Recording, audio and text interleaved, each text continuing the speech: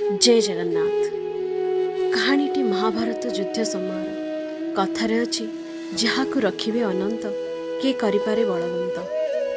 तेबे आजिर कथाटी किछि एहिपरि। महाभारतर एते बड़ समରରେ भगवान श्रीकृष्ण किपरि गोटे छोट जीवको तांकर सुरक्षा प्रदान करथिले ताहा उपरे आजिर कथावस्तुटी आधारित।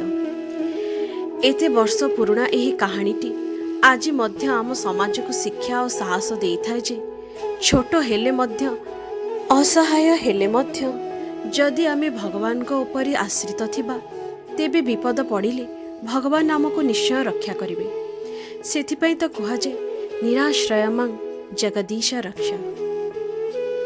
कुरुक्षेत्र रे महाभारत युद्ध हेबो बोली निश्चिंत होई सारी थाए।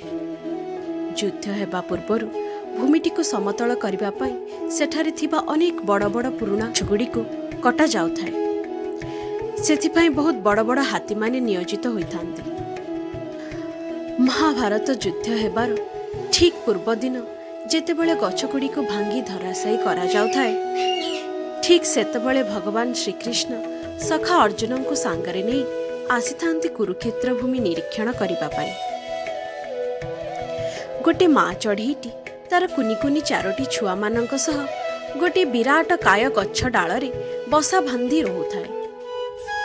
ठीक सेही समय गोटे विशाल हाथीटी आसी सेही गछटी को धराशायी करदेला। देखु देखु माँ चढ़ईटी सहित तार चारोटी शावक अक्षत अवस्था बसा सहित तले पड़गले। से थिला भरतिया पक्षी। तार सेही छुआ माने खूब छोट छोट थिबारु सेमाने उड़ीबा पई सक्षम नथिले।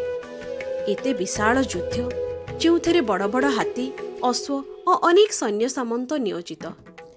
एमानंक पदघातरे मोर छोट छुआ माने मरीजिबे एहा भाबी भरतिया पक्षी निजको असहाय मने कला।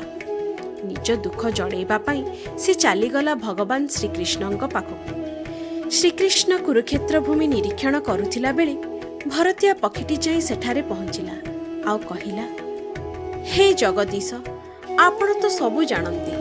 समर पई नियोजित हाथी द्वारा वृक्षटी भांगी जिबारु मोर कुनी कुनी शावक माने भूमि रे पड़ी रहिछंती। डेणा गुड़िक परिपक्व नथिबारु सेमाने उड़ीबा पई समर्थ नुहंती। कालीठू आरंभ हेबो महाभारत युद्ध। विशाल काय हाथी अश्व और एते सैन्य सामंतक पाद तले चापी होई मरीजिबे मो छुआ माने। हे माधव, दयाकरी आमको रक्षा करंतु प्रभु। पक्षीटीर नति शुणी भगवान श्रीकृष्ण कहती, काल चक्रु आज जाए केही वर्ती नाहंती। कर्म फल तो निश्चय भोग करने को पड़ो, ताकू मु किपरि काटी पारिबे। एहा शुणी माँ पक्षीटी कहिला, प्रभु मु तो गोटे छोट पक्षीटी, मोर एसबुर ज्ञान नाही, किंतु मु एतिकी जानिछि आपण ही भाग्य विधाता। काल चक्र तथा समस्त संसार आपणଙ୍କ द्वारा नियंत्रित। आपणଙ୍କ द्वारा समग्र सृष्टि परिचालित। केवल आपण ही चाहिए मो छुआ मानंको रक्षा करिपारे।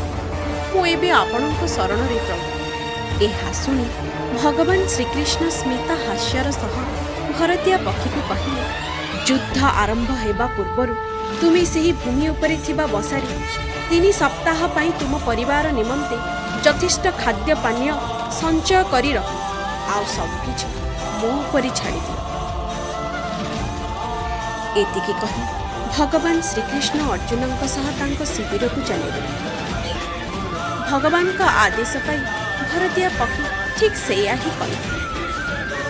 युद्धर प्रथम दिन कुरुक्षेत्र भूमि रे पांडव सेनार सम्मुखरे कौरव मानंक विशालकाय सेना उपस्थित। भगवान श्रीकृष्ण रथरु ओह्लाई पार्थंक तांकर गांडीव धनु और सर मागिले। एहा शुणी पार्थ आश्चर्य हेले, कारण युद्ध पूर्वरु भगवान श्रीकृष्ण कौनसी भी पक्षरु युद्ध न करिबा पई प्रतिज्ञाबद्ध थिले। कृष्णଙ୍କ आदेश पाई पार्थ तांको धनु सर बढ़ाई देले प्रभु। भगवान श्रीकृष्ण लक्ष्य करी सरटी को निक्षेप करिले कौरव सेनारे थिबा एक विशाल काय गज आड़। सरटी जाई बाजिला हाथी बेकरी झुलुथिबा एक विशाल काय घंटीर दौड़ी रे। घंटीटी हाथी बेकरु छिड़ी जाई भूमि उपरे पड़िला। लक्ष्यच्युत हेबार भाबी अर्जुन कहिले, हे ମାଧବ, ଆପଣ ମୋତେ ଆଦେଶ ଦେଇଥିଲେ ମୁଁ ଗଜର ମସ୍ତକରେ ସର ନିକ୍ଷେପ କରିଥାନ୍ତି। ଆପଣ ତ ଲକ୍ଷ୍ୟଚ୍ୟୁତ ହେଲେ। ଭଗବାନ ଶ୍ରୀକୃଷ୍ଣ କୁହନ୍ତି, ହେ ପ୍ରିୟ ପାର୍ଥ, ମୁଁ ତ ଯୁଦ୍ଧ କରୁନଥିଲି। ଯୁଦ୍ଧ ତ ତୁମେ କରିବ। ମୁଁ ଯାହା କରିଲି ତୁମେ ଯୁଦ୍ଧ ସମାପ୍ତ ହେଲା ପରେ ଜାଣିବ। ଏହା କହି ପ୍ରଭୁ ସ୍ମିତହାସ୍ୟ ଦେଲେ। ପ୍ରଭୁଙ୍କ ହସରେ କିଛି ଗୂଢ଼ ରହସ୍ୟ ଥିବାର ଜାଣିଲେ ଅର୍ଜୁନ। 18 ଦିନ ଧରି ଭୀଷଣ ଯୁଦ୍ଧ ହେଲା। ଯୁଦ୍ଧରେ ଅନେକ କ୍ଷୟକ୍ଷତି ସହ ଅନେକ ମୃତ୍ୟୁବରଣ କରିଲେ। ଶେଷରେ ଧର୍ମର ହିଁ ଜୟ ହେଲା। ଯୁଦ୍ଧ ଶେଷ ହେଲା ପରେ ଭଗବାନ ଶ୍ରୀକୃଷ୍ଣ ପାର୍ଥଙ୍କ ସହ ସେହି ହାତୀ ବେକର ବଡ଼ ଘଣ୍ଟା ପଡ଼ିଥିବା ସ୍ଥାନକୁ ଗଲେ। ଅର୍ଜୁନଙ୍କୁ କହିଲେ ସେହି ଘଣ୍ଟାଟିକୁ ଉଠାଇବା ପାଇଁ। ଯେତେବେଳେ ଅର୍ଜୁନ ଭୂମିରେ ପଡ଼ିଥିବା ସେହି ଘଣ୍ଟାଟିକୁ ଉଠାଇଲେ, ତା ଭିତରୁ ମା ପକ୍ଷୀ ସହ ତାର 4ଟି ଛୁଆ ମଧ୍ୟ ଉଡ଼ି ବାହାରି ଆସେ। ଏହି ଯୁଦ୍ଧ କାଳ ମଧ୍ୟରେ କୁନି କୁନି ଶାବକମାନଙ୍କର ଡେଣା ପରିପକ୍ୱ ହୋଇସାରିଥିଲା। ପରତିଆ ପକ୍ଷୀଟି ତାର ପିଲାମାନଙ୍କ ସହ ଉଡ଼ି ଭଗବାନ କୃଷ୍ଣଙ୍କ ପାଖରେ ଆସି ତାଙ୍କୁ ତାର କୃତଜ୍ଞତା ଜଣାଇଲା। ପ୍ରଭୁଙ୍କୁ ପ୍ରଣାମ ଜଣାଇ ଦୂର ଆକାଶକୁ ଉଡ଼ିଗଲା ତାର ପିଲାମାନଙ୍କର ସହିତ। ଏସବୁ ଦେଖି ପାର୍ଥ ସବୁକିଛି ବୁଝି ସାରିଥିଲେ। ଆଉ ଭଗବାନ ଶ୍ରୀକୃଷ୍ଣଙ୍କର ମହିମା ଦେଖି ଆଶ୍ଚର୍ଯ୍ୟ ହେଉଥିଲେ।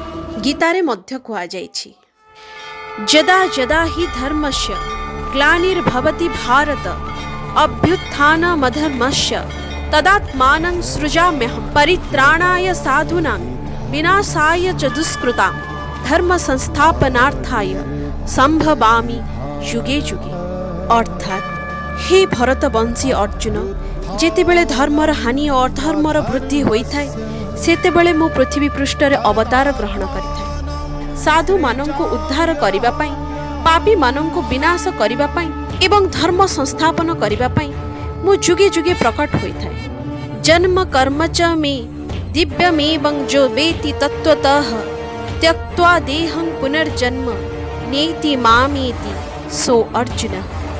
ଅର୍ଥାତ୍ ହେ ଅର୍ଜୁନ, ମୋର ଜନ୍ମ ଏବଂ କର୍ମ ଦିବ୍ୟ ଅର୍ଥାତ୍ ନିର୍ମଳ ଏବଂ ଅଲୌକିକ ବୋଲି ଯେଉଁ ମନୁଷ୍ୟ ତତ୍ତ୍ୱତଃ ଜାଣିପାରନ୍ତି, ସେ ଶରୀର ତ୍ୟାଗ କରି ପୁନର୍ଜନ୍ମ ପାଆନ୍ତି ନାହିଁ ଏବଂ ସେ ମୋତେ ହିଁ ପାଇଯାଆନ୍ତି। ଭଗବାନ ଯୁଗେ ଯୁଗେ ଏହିପରି ଅବତାର ଗ୍ରହଣ କରି ତାଙ୍କ ଆଶ୍ରିତ ଭକ୍ତମାନଙ୍କୁ ସୁରକ୍ଷା ପ୍ରଦାନ କରି ଆସିଛନ୍ତି।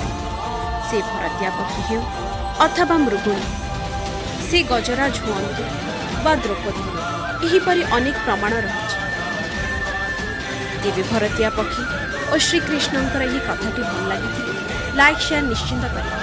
ଏହିପରି ସୁନ୍ଦର ସୁନ୍ଦର କଥା ଶୁଣିବା ପାଇଁ ଚ୍ୟାନେଲଟିକୁ ସବସ୍କ୍ରାଇବ୍ କରିବେ। ଜୟ ଜଗନ୍ନାଥ।